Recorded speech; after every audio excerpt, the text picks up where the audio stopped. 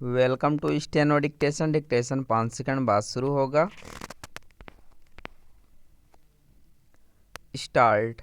संविधान दिवस पर संसद के सेंट्रल हॉल से लेकर अन्य स्थानों पर हुए विभिन्न आयोजन संविधान की महत्ता को ही रेखांकित करते हैं। ये आयोजन इसीलिए हो सके क्योंकि मोदी सरकार ने 2015 में प्रतिवर्ष 26 नवंबर को संविधान दिवस मनाने का फैसला किया था। इस अवसर पर जहां राष्ट्रपति ने इस पर बल दिया कि हमारा संविधान ही राष्ट्र की आधारशिला और राष्ट्रवादी सोच अपनाने का मार्गदर्शक दस्तावेज है, वहीं प्रधानमंत्री ने खुद के पीएम पद तक पहुंचने को संविधान की शक्ति बताया। इसकी पुष्टि कुछ दिन पहले सुप्रीम कोर्ट के पूर्व मुख्य न्यायाधीश BR गवई ने यह कहकर की थी कि वह इस पद पर संविधान के कारण ही पहुँचे।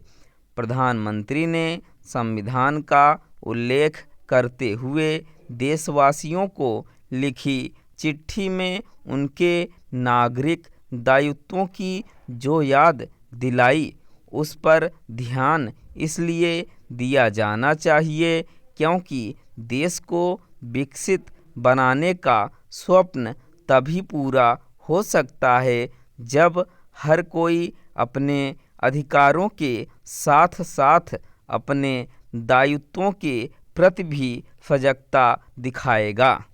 संविधान के प्रति अपनी अपनी तरह से समर्पण का भाव व्यक्त किए जाने के बीच नेता विपक्ष राहुल गांधी की ओर से जिस तरह यह कहा गया कि उस पर किसी तरह के हमले को सहन नहीं किया जाएगा, उससे यही पता चला कि वे फिर से यह हवा खड़ा करना चाहते हैं कि संविधान खतरे में है। जो भी संविधान को खतरे में बताते हैं वे यह समझें तो बेहतर कि ऐसा करके वे संविधान को कमज़ोर साबित करने के साथ ही उसका निरादर भी करते हैं। वास्तव में यदि संविधान के समक्ष कोई खतरा है तो वह है उसकी मनमानी व्याख्या का। यह विचित्र है कि संविधान एक है लेकिन उसकी व्याख्या अपनी अपनी तरह से की जाती है।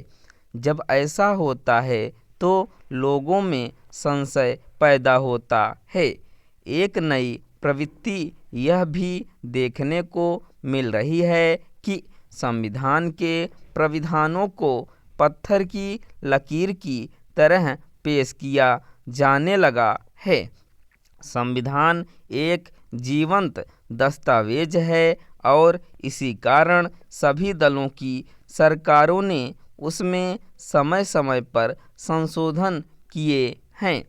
अब ऐसा प्रकट किया जा रहा है जैसे संविधान में किसी तरह का संशोधन करना गुनाह है। यह लोगों को भरमाने वाला दुष्प्रचार ही है। होना तो यह चाहिए कि पक्ष विपक्ष इस पर एक मत हों कि संविधान की भावना के अनुरूप विभिन्न क्षेत्रों में सुधार के शेष कदम यथाशीघ्र उठाए जाएं। सुधार की आवश्यकता न केवल राजनीतिक, प्रशासनिक, न्यायिक एवं आर्थिक क्षेत्र में है बल्कि सामाजिक क्षेत्र में भी।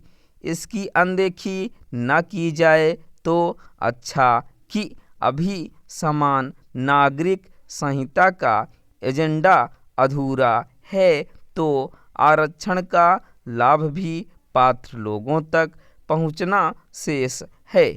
इन विषयों पर केवल बातें ही नहीं की जानी चाहिए बल्कि काम करके दिखाया जाना चाहिए। स्टॉप।